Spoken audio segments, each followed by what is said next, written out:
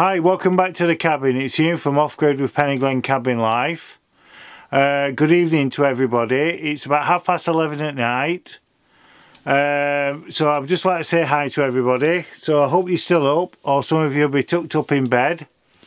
The camera I'm using today is a Canon 70D, and the lens I'm using is an 18 by 135mm lens. And that's a Canon lens as well, and the microphone I'm using is a Rode mic. Now, today's topic: why have people stopped being respectful? Now, it's absolutely true. For instance, if you go to a supermarket now and you're in the queue, you get whoever's at till, and as they're paying, they pay and they walk off. They don't say thank you to the person who's doing the checkout or anything like that. And sometimes they'll say, would you like me to help you with your shopping? No, I'm alright. I've heard it myself, right abrupt with people. It's not right. Like, I was brought up to say right, to do right from wrong. So I know things you should do in life and things you shouldn't do. I've never broke the law and I've never been arrested or cautioned. It's absolutely true that actually I'm squeaky clean where that's concerned. Yeah, but it's like we were brought up that when we're walking down the street, and wherever you are in the world they call it different things. Like in Barnsley they call it a corset, some call it a side set in Lancashire. Where the pedestrians walk, put it that way, depending where you live you call it different things. I were always brought up that when you're walking down, the man always walks on the far side next to the road and the woman walks on the inside. That way if a car ever hit them, there's a chance it'll hit the man before the woman. And I were brought up with that. That was just little things that we were brought up with. And you always speak respectful to people, and whenever somebody gives you something you always say thank you. I'll give you for instance, right? While this Amazon Prime Day has been on, I've bought quite a few things, to be honest with you. I bought a couple of new microphones, and one of the microphones hasn't turned up. It should have been here on the 15th, and it just says delayed on the Amazon. So I rung up DPD because there's a number to ring, and this woman either was deliberately being rude or she'd had that many people hassling her. She was just sick of it. Because I said to her, "Hi love," I says, "can I give you my tracking number?" So I gave her a tracking number. I said, "I've just got a few questions. Do you know where my parcel is?" "Well, it's in transit and it's heading to your local thing." I said, "Look love, do you actually know where my parcel is?" "Look, I can't tell you exactly where it is. I'm not 100% down to the nearest of foot." I says, "Whoa." I said, "Hang on love, I'm not ringing you up to hassle you. I'm just asking a set question so I know what's what. Do you know definitely it's on the way to that depot?" She said, "Well, I think it is, yeah." I said, "That's fine." I says, "When will I get delivery? Have you any idea?" And she said, "Well, I'm not sure." I said, "Look, this is Friday when I rung." I said, "Is it more likely it's going to be next week rather than Saturday or Sunday?" She said, "Yeah, next week." I said, "That's no problem at all, love." I says, "I'm not ringing you up to give you abuse or hassle you. I'm just ringing up for set questions so I kind of know." And she said, "Oh right, okay then." I said, "Well, thank you for your time, and I know it's coming next week, so I've no problem." So I said, "Thank you very much and have a good Christmas and New Year, love." She went, "Oh, thank you," like that. But is she getting that much bombarded on the phone with people being nasty all the time that automatically when she answers that call she's ready for it for the next person? And it shouldn't be like that.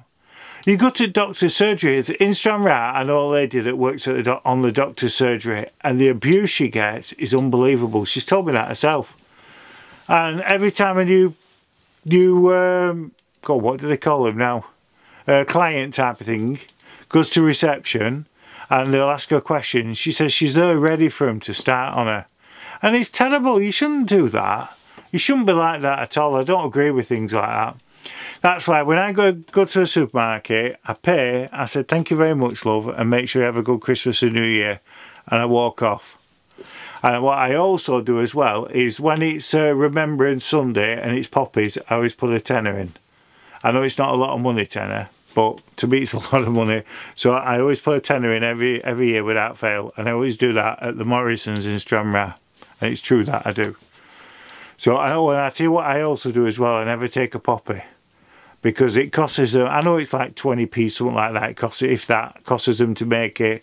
But the way I see it, if I don't take a poppy, then end of day, they're saving a bit more money, aren't they? That's the way I look at it.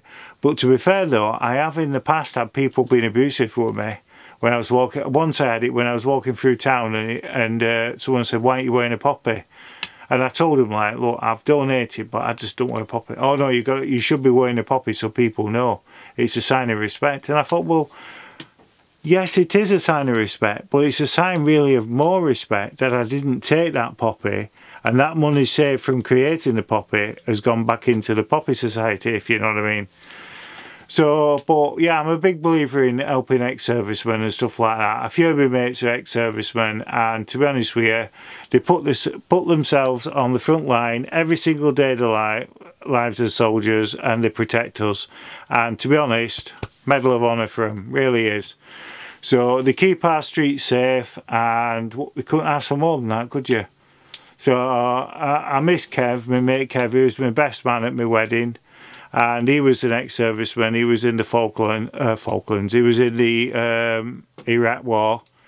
And I've got Sean, who's a friend of mine. He was in Northern Ireland and Iraq and everything like that. So, and then I've got another friend by the name of Andy Ross, and he's passed away recently, I found out. And he was in the Falklands. So I've got a lot of respect for ex-servicemen. So I really have.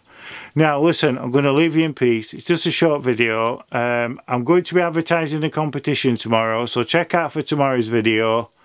We've got some really good prizes. Plus, technically it's a rollover because the lady that came first has donated it back in for next week's prizes, so it'll be a bigger first prize. So check out, and I'm also going to be doing a Christmas Day draw as well. Hopefully I've got some stuff coming through by courier in the next few days, and if I do, I've got some stuff in it for Christmas, for competitions on Christmas Day, all being well if they come through safe and they don't get damaged. Right, you stay safe, you stay well, and remember, don't ever forget, dinky do, stay safe, stay well.